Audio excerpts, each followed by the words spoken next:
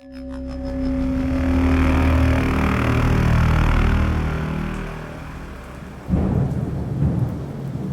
need to hear my story. Here, listen.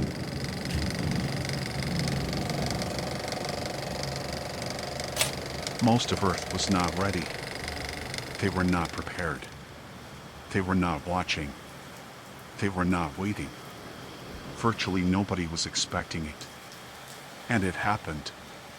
The first thing we saw was what looked like a star off in space, but it looked like it was ablaze and fiery. It was growing in size, it appeared, because it was rushing towards Earth. We just didn't know. And how could we know? We trusted them. We put our lives in their hands with all their fancy scientific equipment.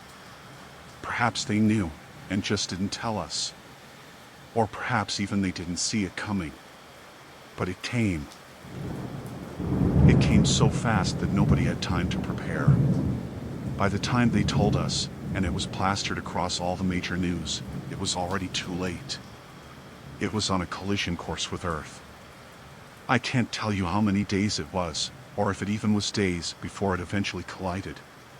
But that is the day everything went downhill. That is how it all started. Hell on Earth. Revelation unfolding before us.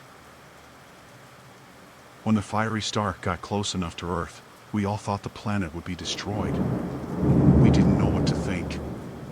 I'm sure that's what everyone was thinking. It just got closer and closer, and came soaring across over Earth up in the atmosphere, disappeared over the horizon, and then collided somewhere I am unsure of. But when it hit, the force was tremendous. It felt like the entire planet shook. People around me were thrown from their feet and knocked to the ground. It felt like a magnitude 9 quake or worse, but you could feel the resonance of it actually being an impact. The fear almost exploded inside me, dreading the whole planet would be split apart or just destroyed. But as the shaking eased, that short moment felt like a small eternity. A moment of apparent relief that Earth was still here and we were still here. But that was a short moment, and it ended abruptly. Because within what was probably a few seconds at best, the entire planet went into absolute darkness, as if the sun went out. It was pitch black, and everyone panicked and felt starved for light, grasping around in the blackness like blind cave creatures. The only remaining light was from the stars up in space, and their tiny glimmers were the only source of light for us from that point onwards. People were screaming and terrified. We did not know what would happen next, or what had happened. But what did happen next was worse than what anyone could have feared. Worse than our most terrible nightmares come to life. You see, amidst that darkness, amidst the smog and mist that seemed to be coating the Earth after the impact, we began to hear voices, like huge cries echoing out between the mountains. And the ground began to shake in a chaotic series of thumps, which got louder and closer. The voices sounded massive, crude, and strange. They did not sound human, but some of them resembled human voices. But when the thumping got closer, the utter dread hit us in the pit of our stomachs when we all realized what it was. It was footsteps. Giant footsteps. The voices of whatever these things were became louder as they got closer. And then up high in the mist, where the starlight cast a faint glow of illumination, we could see the heads of creatures or giants walking around. I saw them before many other people did, but I was so scared that I could not even speak. I wanted to. I wanted to. But my mouth just shook when I tried to form the words. I saw the face of one of these things, and I swear it had tusks growing out of its mouth. It had a very wide face and a gaping mouth that looked like it was hanging open. As it turned silently in the mist, I saw 4 more right behind it coming into view as the mist moved.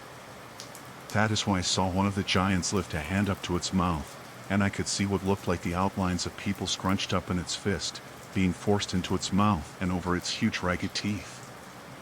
I could not recognize what I saw at first, and when I realized what I had just witnessed, I collapsed onto my knees in a hard sweat of panic. I decided to turn to the people who were with me and inform them quietly of what I saw. I gathered up all my courage and forced my mouth to stop shaking.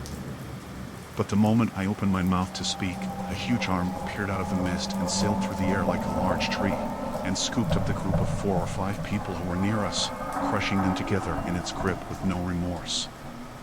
I stood speechless as the large arm pulled back into the mist, with a handful of silent humans, some still wriggling. I turned to run as the terror struck my heart like an icy dagger. I dashed towards the nearest house, and as I looked back quickly, I saw the huge arm rip out of the mist and head towards me. I rolled in the wet mud and lay half buried in what seemed like foul water as the large arm swooped overhead and smashed the entire house apart in one smack. The blocks of the house tumbled down and some of them struck me on my head. The roof collapsed and a huge cloud of dust billowed out and started making me gag. I started to snake my way flat along the wet ground to hide myself from view, but as I did, I felt and heard a few giant footsteps make their way towards the ruined house. The water around me vibrated with each step and splashed in my eyes.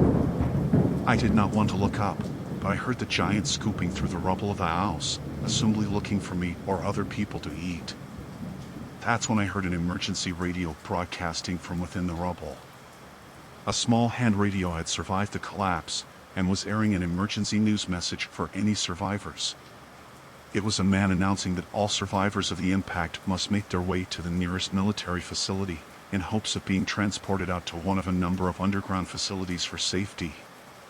The message was short and abrupt, but at the end, the man stated, "There have been reports of large and very dangerous creatures that have appeared in various places on Earth. Do not stay in your homes or in any structures. We repeat, do not stay in your homes or in any structures. Make your way to the nearest military facility, where you will be given assistance in evacuation. These large creatures are extremely hostile and are capable of sniffing out prey in the dark. We have reports of creatures of all sizes, from 2 feet tall to 20 feet tall. There have been reports of titan-sized monsters standing hundreds of feet tall. The world is in peril. You must flee to the nearest military facility." I stared in disbelief as I heard the message play. These creatures were everyone across the world. There were many. They apparently are suited to the dark environment, and this must be why they are so successful at hunting prey such as humans. Apparently, the wet mud must have masked my scent, and the lumbering giant walked away and disappeared back into the mist. All I saw was its backside and shoulders as it vanished. It must have been 40 feet tall. Its arms hung down towards its ankles and scraped the ground as it strode. Following it were 4 other giants, each different looking from one another. One had horns and a hairy face with long sharp teeth, and the other had no eyes but had 2 mouths with long tongues hanging out. They resembled the monsters of Greek mythology, but they were here. Once they had left, I made a run for it. There was an abandoned car I found nearby, with keys in it. I left my phone behind for others to find, with this recording for survivors to listen to. I hope you all hear this message in time, so you know what is out there. Be safe. I pray you make it to the military facility too. But please leave this phone behind for others to also find. May God have mercy on us all, and may He come soon to save us. Farewell. Colonel Louis Fitzgerald, U.S. Armed Forces.